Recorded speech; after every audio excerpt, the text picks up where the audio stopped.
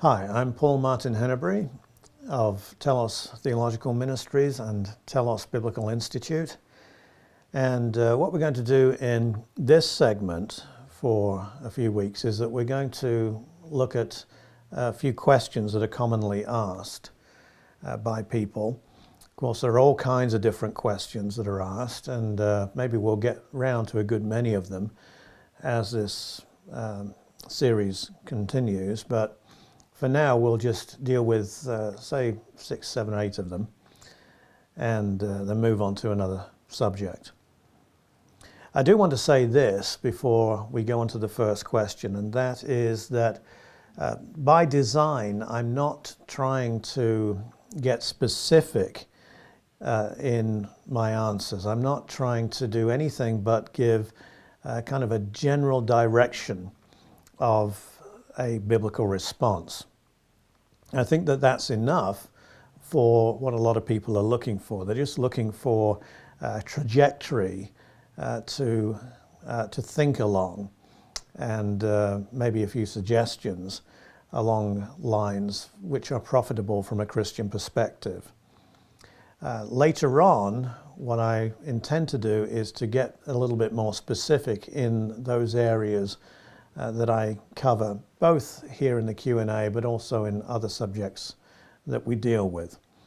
So there will be, therefore, plenty of room for objections for those that want to say, well, you know, he's not really giving me specifics and he's not giving me any particular detail. He's just dealing with generalities. And, all right, put my hand up straight away and say that that's more or less the case. But I think that the answers that I'll give here are true answers. They're the right answers. And just with that proviso that they could do with filling in if I had more time. So with that said, let's go to the first question.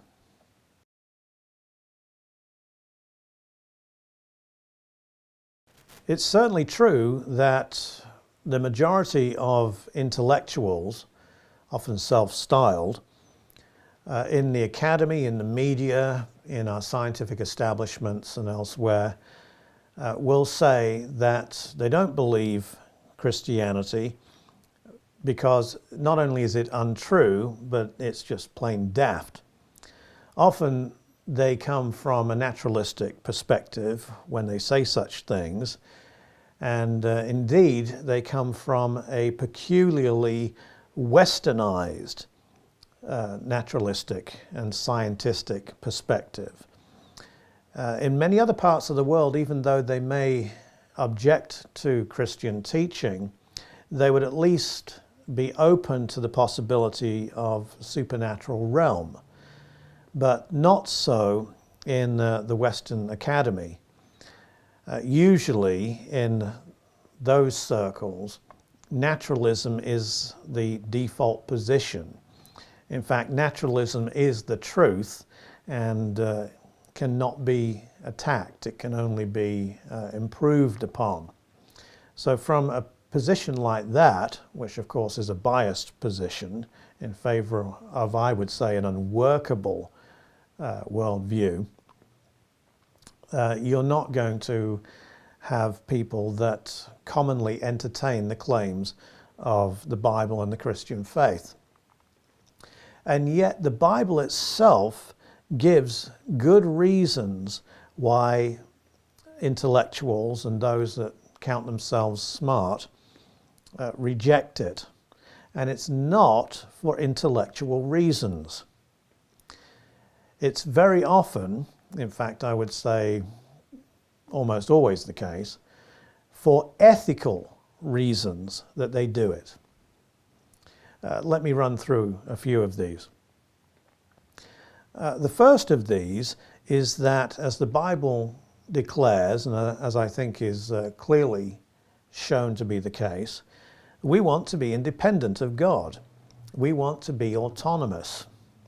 We want to go our own way and think our own thoughts, and we don't want our thoughts to be at all lined up with the thoughts of a creator.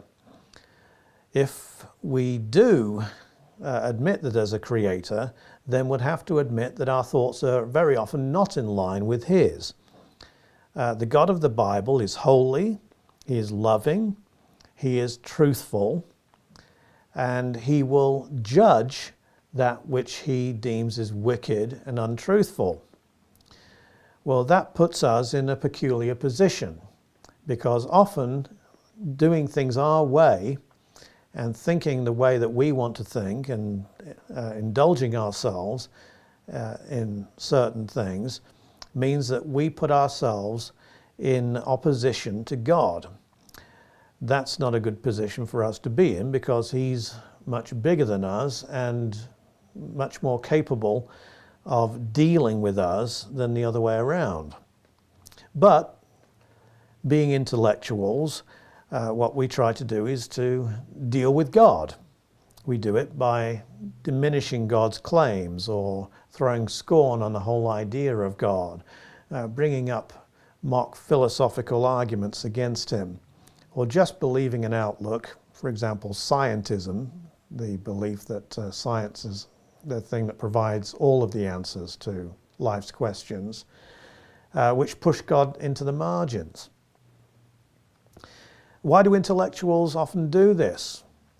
Well, they often do it because they often believe in their pride that they have the answers, that they can prescribe the way that mankind ought to be, and if people would just agree with them, then the world would be a much better place.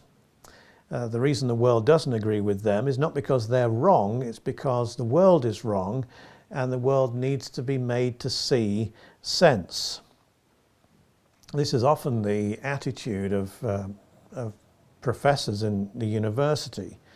It's often what you see in progressive people out there in the media and reading progressive books written by progressives. That they just know what the problem is and they know how to deal with it. But back of that, if you look into the lives of these individuals, they also believe that they are somehow immune from the medicine that they think all the rest of us need to take. They believe that they can lead lives which are duplicitous or often scandalous, and not be brought to book for it. If you read Paul Johnson's book, The Intellectuals, you will see a whole catalogue of people in history who have thought this way. And I've met a good number of them and talked to a number of them. And if you just read their books, you will see that this is often their viewpoint. The classic person that does this is Jean-Jacques Rousseau, who believed and told people over and over again that he was the most loving man on earth, and yet he treated people contemptibly and didn't have a second thought about it. Why? Well, because as an intellectual, you see, he knew what the problem was and people just had to agree with him. That has always been the case with intellectuals. And until they are humbled or humble themselves and see that their autonomy and that their own prescriptions do not work and do not deal with the ailments of mankind, but are in fact responsible for most of them, they will not come to the God who claims to have all of the answers.